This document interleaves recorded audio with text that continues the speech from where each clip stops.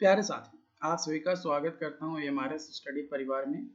तो डियर, हम लोग यहाँ पे जो है डिस्कस कर रहे थे इकोनॉमिक पॉलिसीज इन इंडिया। तो इसमें आपका प्रीवियस ईयर क्वेश्चंस 2022 का क्वेश्चन जो है मैं आपका करवा रहा था। तो देखो, फर्स्ट क्वेश्चन था जो कि सब्जेक्टिव था, कुछ फिल इन द ब्लैंक्स भी थे। तो इसमें अगला जो क्वेश्चन यहाँ पे बोला गया है वो एमएसएमई एक्ट से रिलेटेड आपका क्वेश्चन था।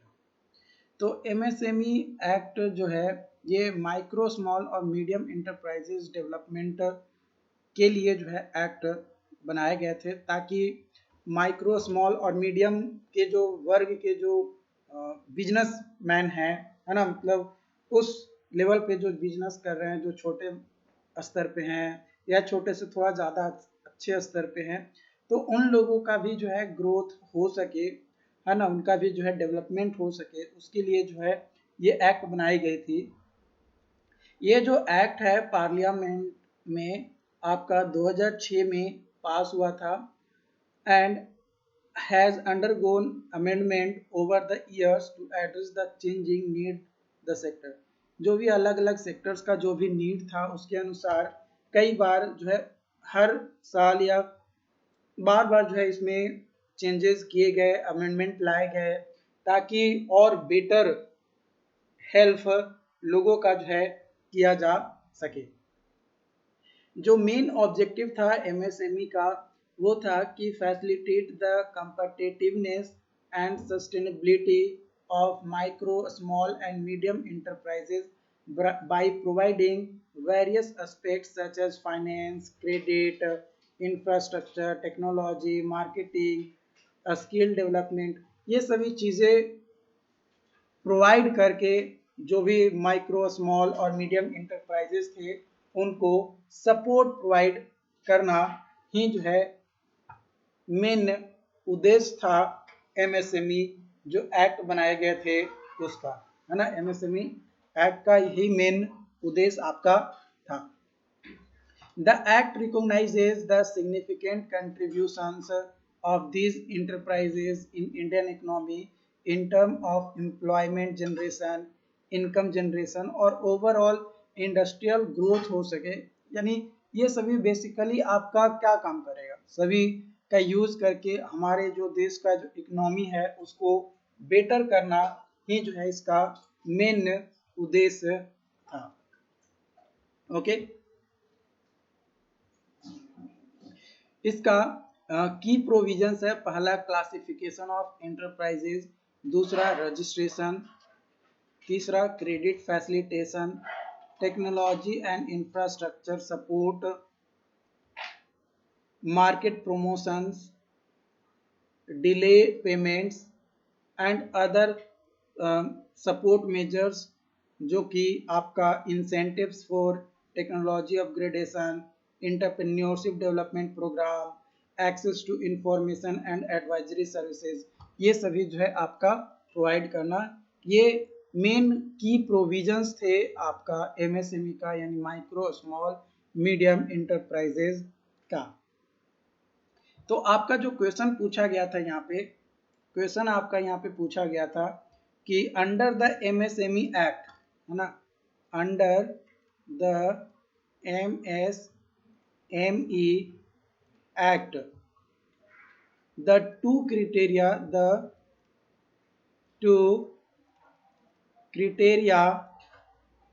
applicable the two criteria applicable for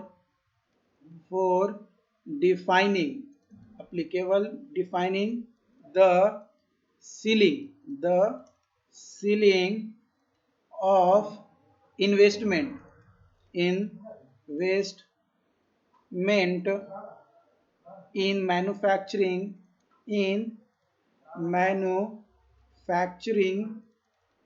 manufacturing और सर्विस, है ना, मैन्युफैक्चरिंग और सर्विस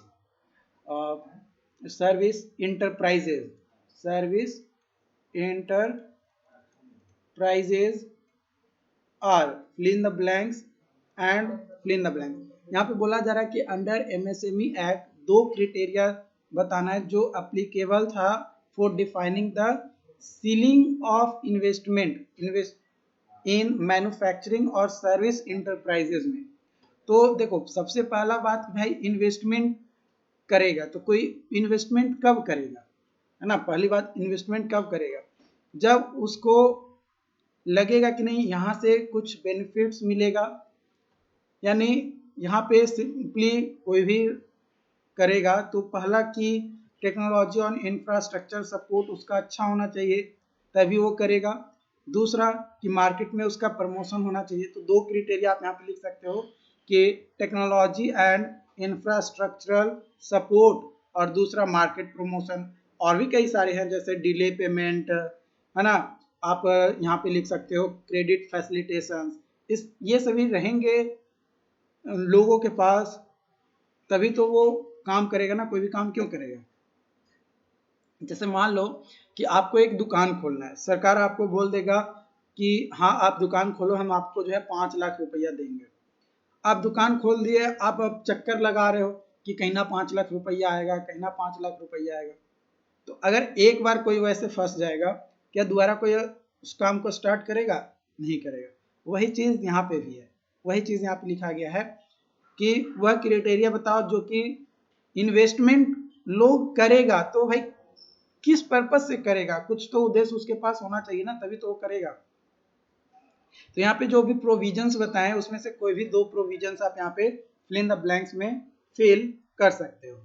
ओके, अगला क्वेश्चन है आपका, name the agricultural corporate in India. आपका क्वेश्चन पूछा गया था कि दो कारपोरेटिव्स इन इंडिया में जो है उसका नाम बताना है, बट मैं यहाँ पे मोर देन टू जो है मैं नाम बता रहा हूँ, है ना।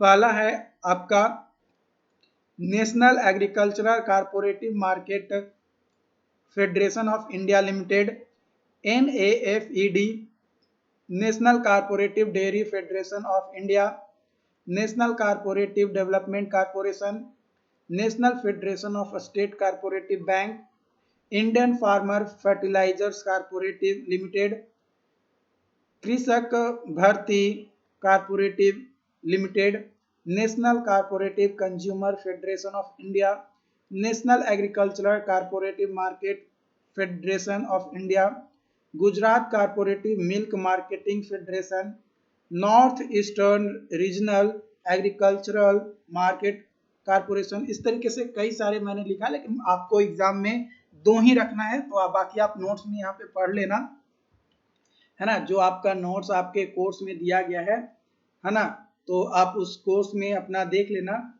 ठीक है। नोट्स को आप इसको और ज्यादा रीड कर पाओगे, बट दो ही आपको लिखना है। तो इनमें से कोई भी दो अगर आप याद कर लोगे, जैसे अपना बिहार में है तो ये बिहार वाला एक याद कर लो, ये वाला Bihar state milk cooperative federation India, ये बिहार वाला है, तो बिहार से रिलेटेड एक ये हो गया।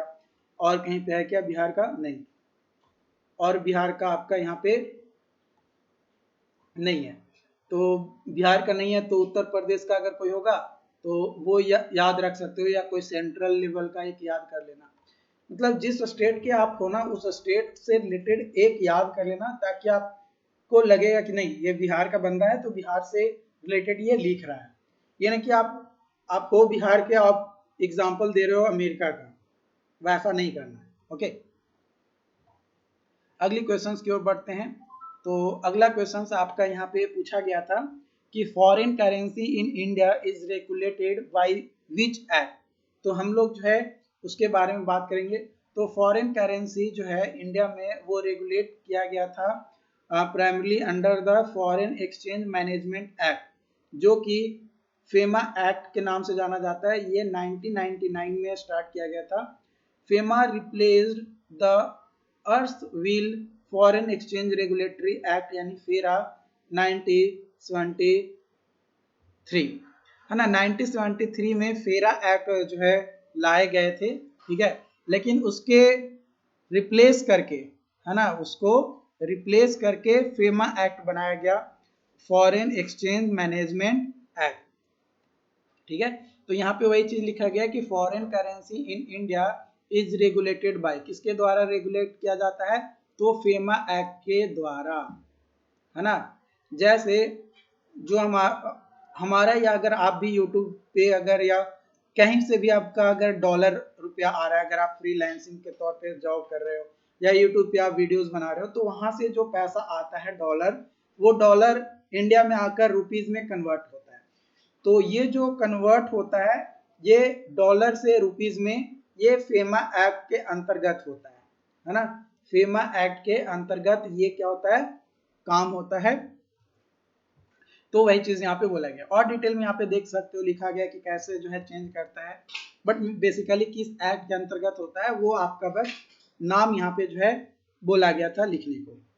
उसके बाद अगला क्वेश्चन यहाँ पे बोला गया है आपका कि name the two reserve ratio applicable to bank in India.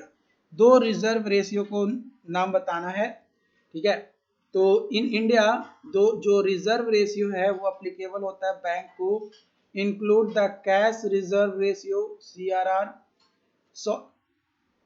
Statutory liquidity ratio SLR। ये मेनली दो रेशियो है ना, रिजर्व रेशियो आपका है। तो यहाँ पे कैश रिजर्व रेशियो और स्टैट्यूटरी लिक्विडिटी रेशियो इन दोनों के बारे में बताया गया है। कैश रिजर्व रेशियो के बारे में मैंने ऑलरेडी पहले भी बताया है, तो यहाँ पे मुझे दोबारा बताने की जरूरत नहीं है। अगर आप पिछली वीडियोस देखे होंगे तो आपको ये चीजें समझ में आ गया होगा, है ना। स्टैट्यूटरी लिक्विडिटी रेशियो जो है ये एक परसेंटेज होता है बैंक का, जो कि ये बताता है कि आपके खाते में, मतलब बैंक के खाते में कितना कैश, गोल्ड या गवर्नमेंट सिक्योरिटीज है, और उसी के आधार पे जो RBI है वो एज ए लोन प्रोवाइड करता है, ठीक है। किसको? तो जो भी कॉमर्शियल बैंक है उनको, है ना, कॉमर्शियल बैंक को लोन आपका प्रोवाइड करता है। उसके बाद अगला क्वेश्चन आपका यहाँ पे है कि which market of financial system deals with short term funds, है ना, शॉर्ट टर्म फंड्स के लिए। तो market of financial system that deals with short term funds is known as money market. कौन सा मार्केट होता है?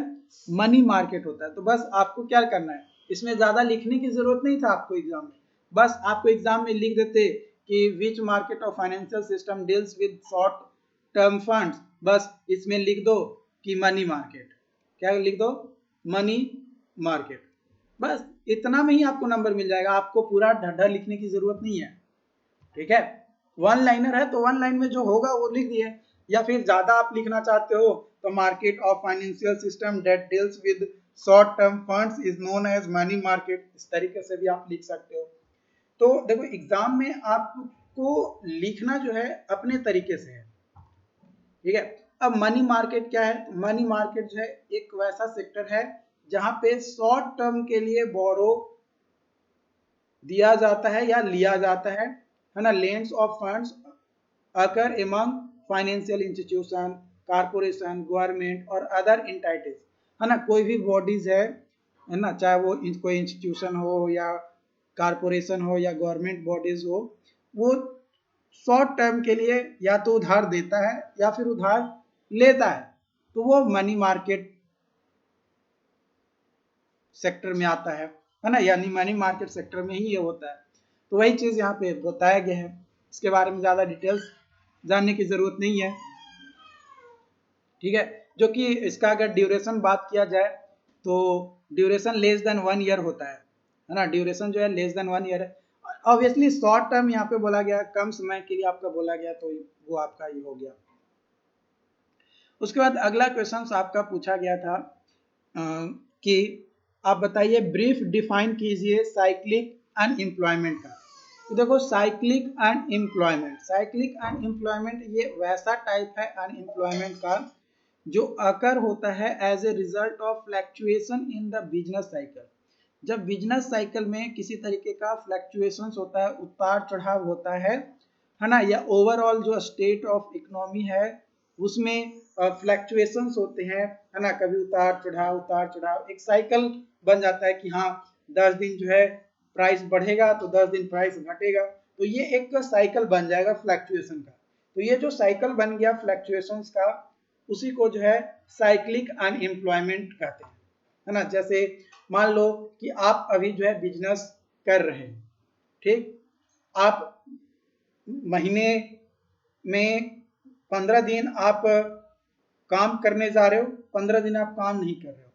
तो मान लो कि 15 दिन आप नहीं काम कर रहे हो, यानी आपके पास अनएम्प्लॉय हो आप, और 15 दिन आप काम करने जा रहे हो, यानी 15 दिन आप एम्प्लॉय हो। तो 15 दिन आप अनएम्प्लॉय हो, 15 दिन एम्प्लॉय हो, तो ये आपका एक साइकिल बन गया कि हर 15 दिन पर ये साइकिल जो है रिपीट होगा, तो वो जो है आपका ये कहलाएगा। ओके,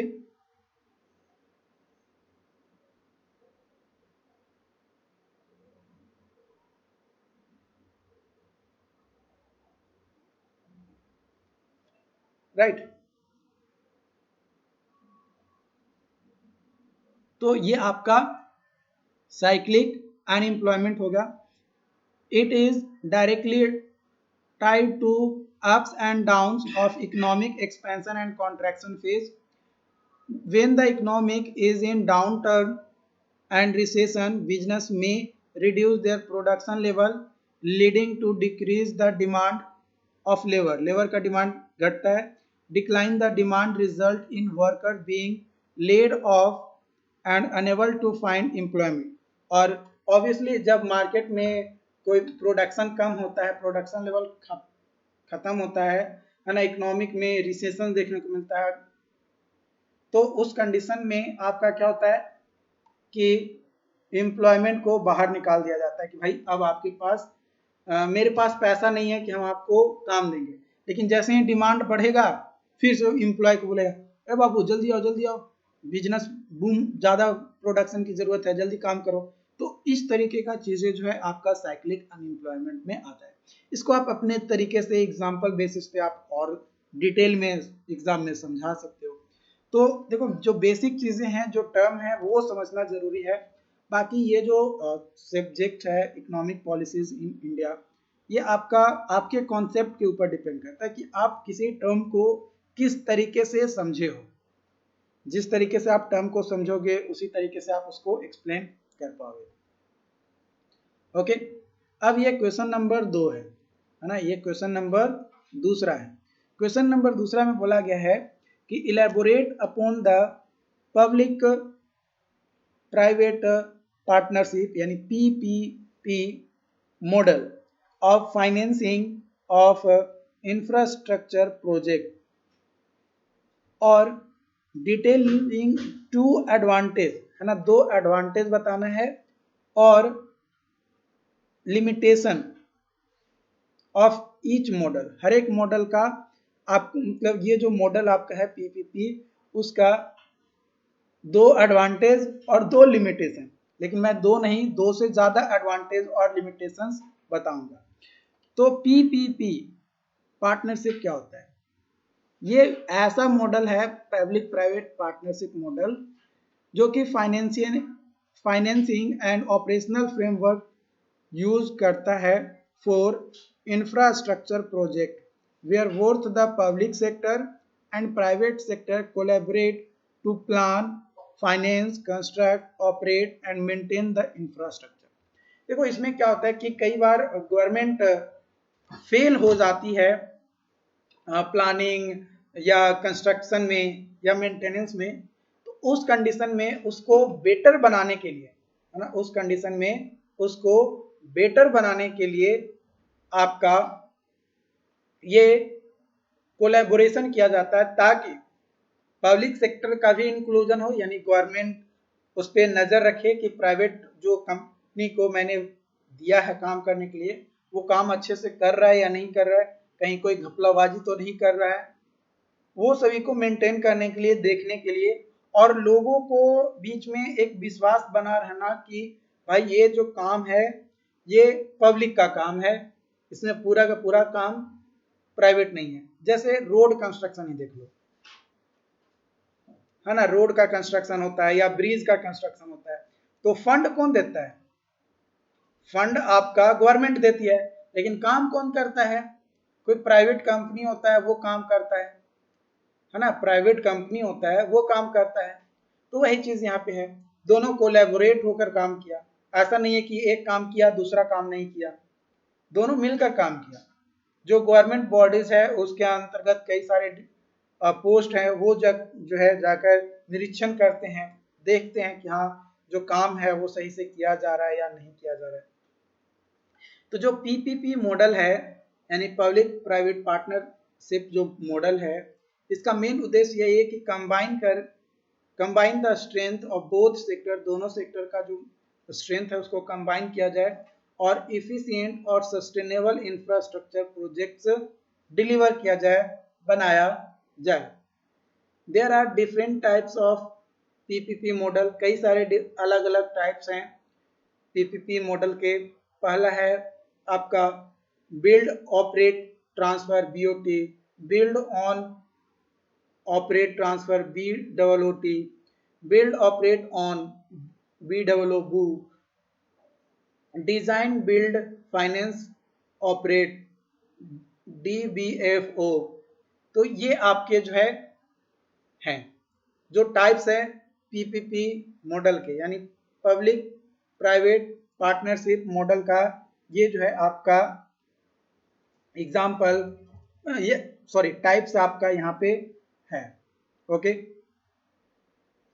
यहाँ तक कोई दिक्कत नहीं होना चाहिए। चलिए अब एडवांटेज के बारे में बात किया जाए तो पहला एडवांटेज है कि इफिशिएंट प्रोजेक्ट डिलीवरी, यानी प्रोजेक्ट का जो डिलीवरी होता है वो अच्छा होता है ना, इफिशिएंट होता है।